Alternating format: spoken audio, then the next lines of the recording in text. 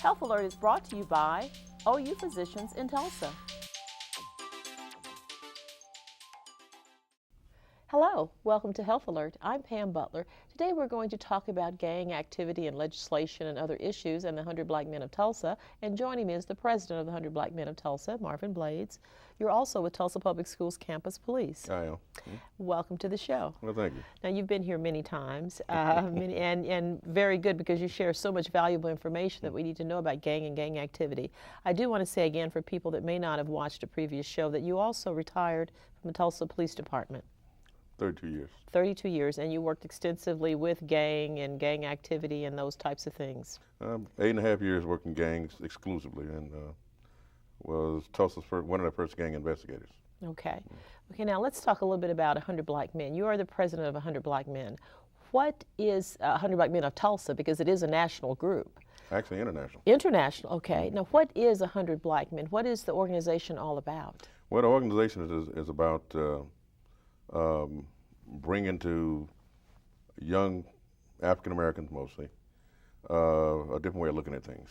We have areas such as mentoring, economics, and education that we push, and our membership is made up of not just professional people, but also blue-collar workers, to show young people that's a better way of doing things. Now, in terms of the organization, why did it come into existence? You said it serves primarily African American males, but it could be others. But what was the sort of the driving force? Why was such a group even needed? Well, what we were seeing high dropout rates of African American males in particular. We were seeing young people who did get an education having difficulty finding jobs. Okay. So when you put both of those together, we felt there was a need.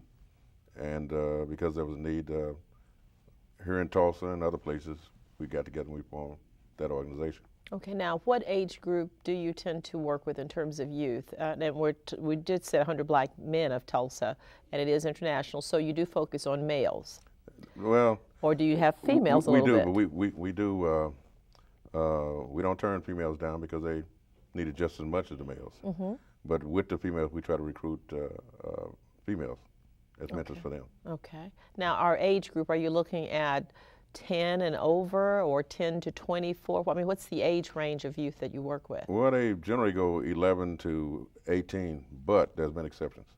When I say exceptions, if we got a young man who has he can be 12 and got a brother who's 8, who's also looking for a mentor, we can take them on as a group. So generally 11 to 18, but there are exceptions. Okay. Now, how does a person access you? I mean, if there's a family or let's say just an individual youth, can they contact the organization, whether it's here in Tulsa or if they have one in their local area? Can they just call and say, can I meet with you and describe what's happening? And how do they access? Well, what we do, we actually have a toll-free number, but that's going to give you the national organization. The best way to contact us locally, just call me at area code 918-378-3624. Okay, and I will put that up at the end, as well as that national number for people that may need that too. So they can call in and try to get the assistance they need, whether it's here in Tulsa or another area that may have this organization in tow. And also the national and international, you can access us on the internet. Okay, so on the internet as well. We do have a website. Okay, now you have various committees within your group, correct? That's correct. Now, we're going to talk a little bit about gang legislation and some of the recent things that are happening here within the state of Oklahoma, which might mirror other states as well.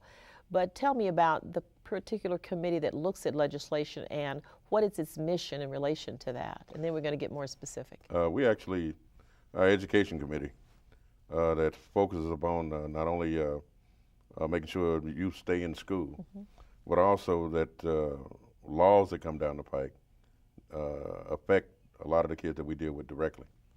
And when I say directly, the homicide rate, particularly when it comes to African American males, is so high that we closely monitor laws that either directly or indirectly affect them. Okay. And that committee spends a lot of time dealing with that type of legislation. Okay, now here in Oklahoma, there is some legislation that's being proposed in relation to gangs and gang activity. Tell us about that legislation. Well, one of the ones that we're looking at very closely is legislation allowing teachers, educators to label a person, label a child as a gang member. And basically all they got to do is, in their mind, label the kid, notify the superintendent or a person in the superintendent's stead, and he notifies the police. From that person can be labeled as a gang member. The problem we have with that is that here in Tulsa and Oklahoma City, once you label, you're almost a gang member for life. Okay. Even though they have a way to exit, a way not to be labeled for life. Once you're labeled, we're finding out you're on that list forever. Well, now when you think about teachers, then what, if this is what the legislation is talking about, is there a training requirement? Is there something within that that mandates teachers attend certain kinds of classes or so many hours or go to refresher courses every so often? Anything like that? No, that's not in the law. And it scares me because a lot of this legislation is driven by fear. You know, if you got a young man in your class who, in your opinion, fits the criteria for being a gang, no matter where the criteria come from, you label that kid, and that kid is stuck with that label indefinitely. And that's what scares us.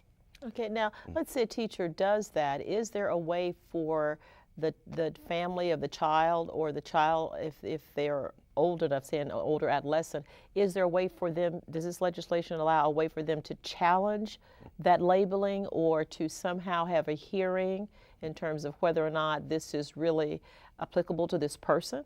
That's a good question. No, it does not. As a matter of fact, the teacher or the educator who labels a kid as a gang member is protected by the law. You cannot come back and fight them in court or litigate against them.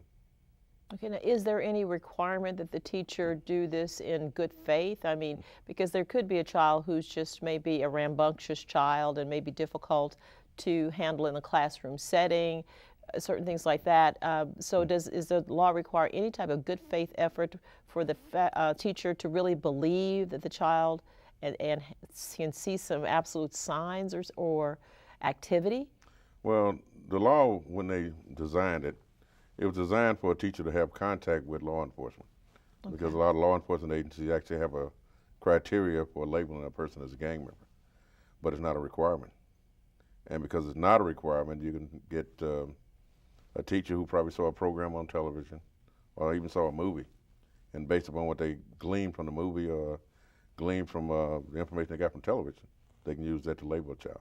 So there's no requirement in this law on the part of the teacher to have to produce any objective evidence or anything that would say this is what led me to believe that this child may be involved in gang activity. It's strictly subjective, strictly subjective.